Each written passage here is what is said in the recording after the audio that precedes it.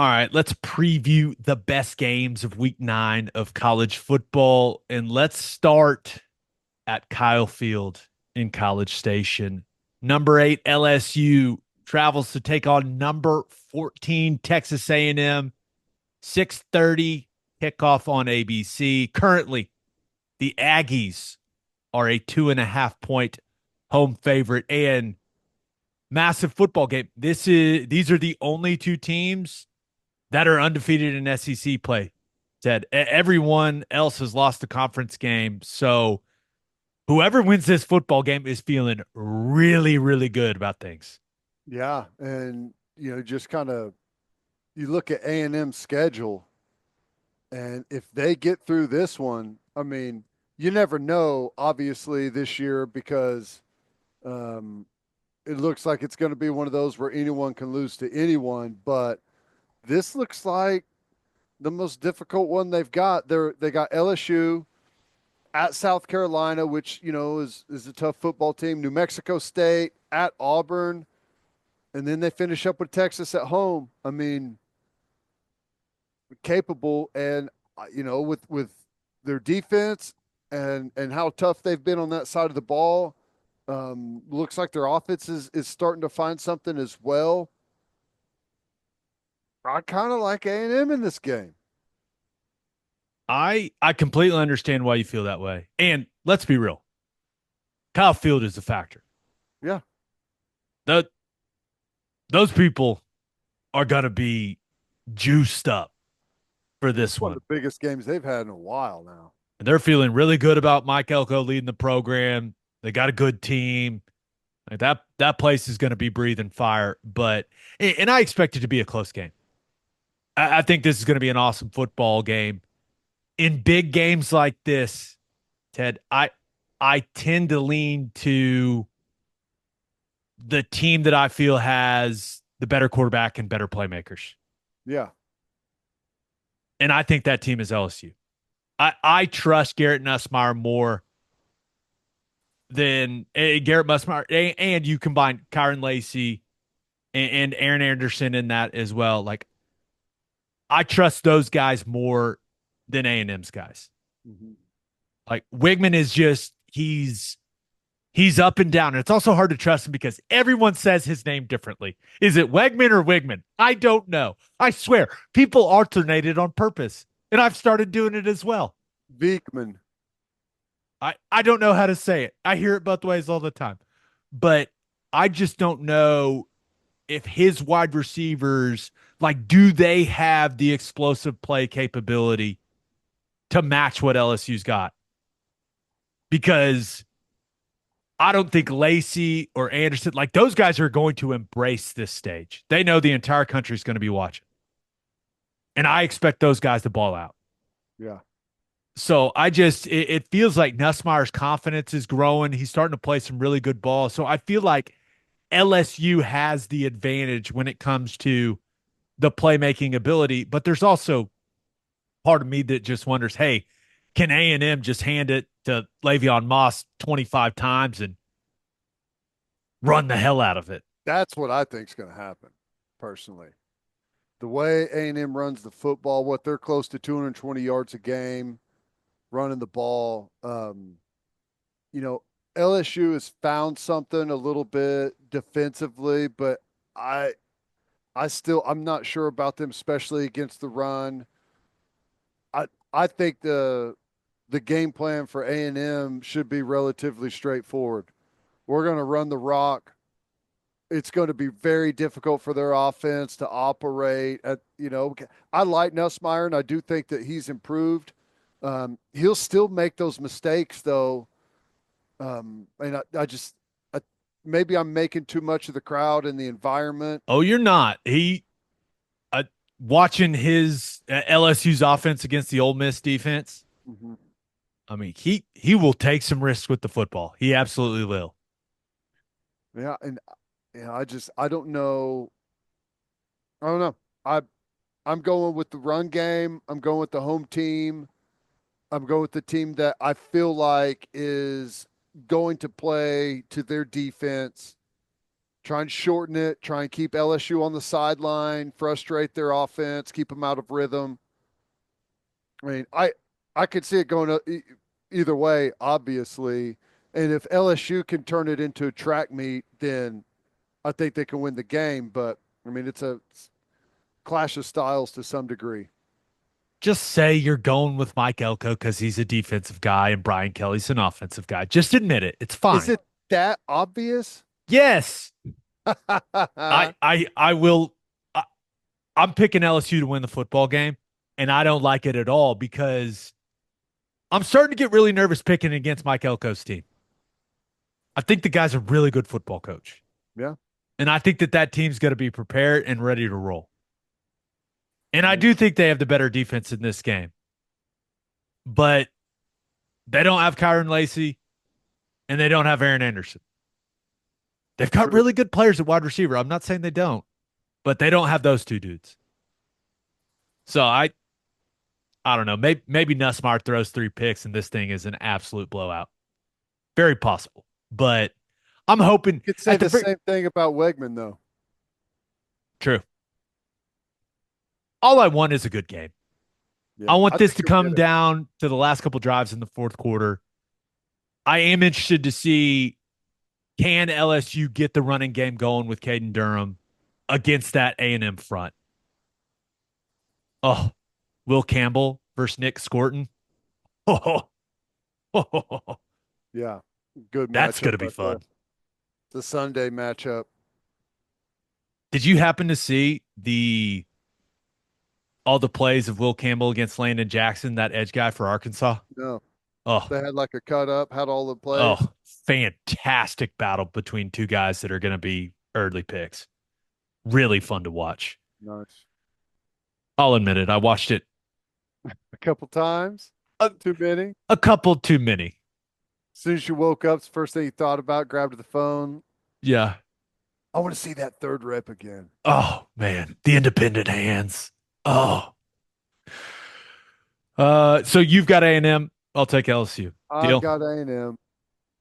I just want to be entertained. All right, another SEC game. Number 21 Missouri travels to Tuscaloosa to take on number 15 Alabama. It's weird seeing a 15 next to Alabama's name. Game's at 2:30 on ABC, and Alabama is a 14-point favorite. What? It's got Brady Cook's hurt. That's got to be it, right? No, I know why it is. I saw this article today. It's because A&M is they're going to start dressing right. They're going to start tucking in their You mean shirts. Alabama? Yeah, what I say? You Yeah. said A&M. No, You're all A&M, dude. You can't stop thinking about how much you love Elko. no. Alabama said they're going to start wearing the right clothes. They're going to start tucking their shirts in. They're going to start showing up to meetings on time. No more of this being late, 10, 15 minutes to meetings. You're going to start doing things the right way. Just like that. I don't Going to know. change the behaviors. Just like there's no way that stuff has happened. All those guys were under Saban, like they know what's what, right? I don't know. When I read that, I was like, wait, what? They're now going to start showing up to meetings on time? What the hell is happening down there? If there's any, Where'd you see this article? I think is it Rodak that writes for them? I was just making sure you didn't see it on like The Onion or something. I guess it could have They're gonna been. start tying their shoes. I was shocked by it, and I like scanned the comments, and everyone else was kind of thinking the same thing I was. I was like, "Whoa!" But So Bama's just gonna fix all the issues in a week. Got it. I I think the spread has more to do with the fact that Brady Cook went to the hospital and then came back and beat Auburn. We'll see how that ankle's feeling, but I can't imagine it's feeling great. One interesting fact: Drew Pine, former Notre Dame quarterback, is the backup for Missouri. How about that?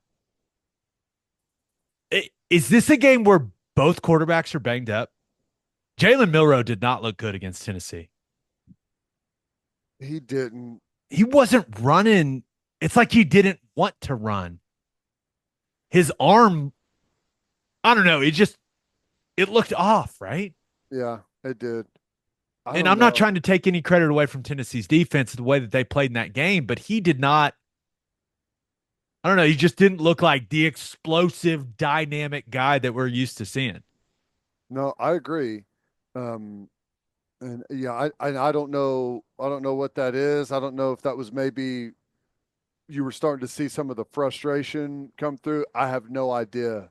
Um, but the most important thing to me, because if we're talking about players, and you know, it's in Tuscaloosa. Alabama can show up and beat them roster wise, right? They can out roster them all day long. But the doubt and the outside noise has to start creeping in to some degree with Alabama. And I wonder how much they've gotten there.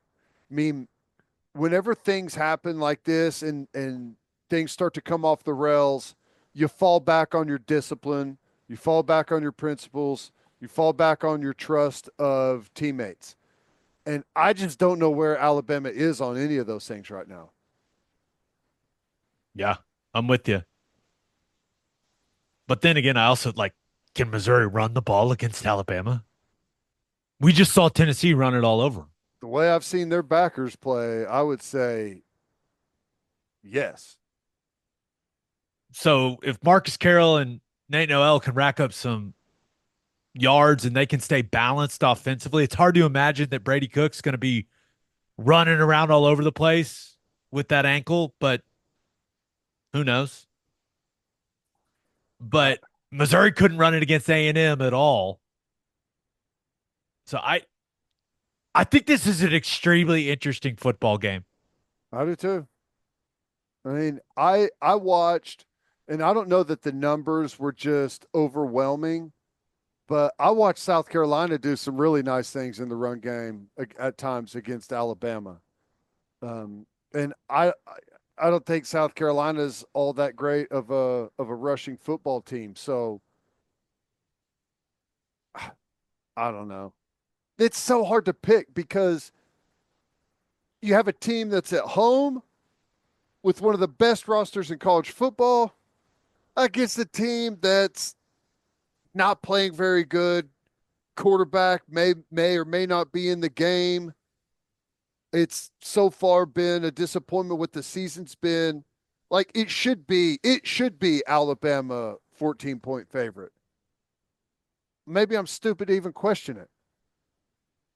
I think the fact that we are questioning it says a lot about I know. what we've seen from Alabama this year. And remember, the secondary has not been great. Tennessee should have put up way more in the passing game. If Nico wouldn't have missed all those guys in the first half, those passing stats would have been big. Mm-hmm. Missouri still has Luther Burden. And maybe it's one of those situations. Maybe this is the game. Hey, 225 and 3 touchdowns for Luther Burden. Who Luther knows? Burden's But not even leading the Missouri in receiving right now. that would be Mr. Theo Wees. That's right. Good for Theo. But the only other thought I have on this game, Ted, what will Bama fans do if they lose this game? I think it'll resemble what we saw at the Texas game with the bad call. As their players are walking off the field, they're just hurling Eh, beverages at them. I don't think that's going to be the case. I'm just saying that I think that, hey, man, when you push the standard up so high, woo, tough. Losing to Tennessee is one thing. Losing to Vandy in Missouri, especially Vandy, but Missouri after you've already lost to Vandy, Yeah. I Hey, I don't know what Alabama fans will do. if if Alabama loses to Missouri, they can lose to LSU, which I think they will anyways, they can lose to Oklahoma on the road. Well, I don't know. Maybe I should Let's withhold not. that Let's just calm down. until we see if we can not turn the football over a million See if times. we can score a touchdown. Yeah, but I mean, I would say that 4 losses is definitely a possibility as you stare at it right now. Crazy. One other game I want to hit. Number 5, Texas travels to Nashville to take on number 25, Vanderbilt. This game's 3:15 on the SEC network. Texas is currently an 18.5 point favorite, but Diego Pavia. I know one thing for certain in this game. Diego Pavia has every guy in that Vandy locker room believing they can win this football game. Yeah. If they can beat Bama there, they can beat Texas there. That group is going to believe. However, I think what happened in Austin last weekend was a wake up call for that entire football team. And I expect them to bounce back in a big way. I like Texas big in this football game because I think them getting whipped physically by Georgia resulted in some soul searching for that team. Yeah. I think it's going to, I bet it was a very focused, it'll be a very focused week of work on the practice field for them. And they're going to be very motivated to get back on track. And Vandy isn't a gimme anymore. No. This isn't, hey, we just got smacked by Georgia, but oh, we got Vandy. Like Vandy draws your attention now. Yes. So I expect Texas to handle business in this game. I do too, but I will say this. Vanderbilt, I as you looked at it a week ago, Vanderbilt had the rare opportunity to beat the number one team in the country twice. Right? They beat Alabama when they were number one, and Texas was number one up until losing to Georgia. And Vandy had Ball State. Okay. They beat Ball State 24-14, nothing overwhelming there.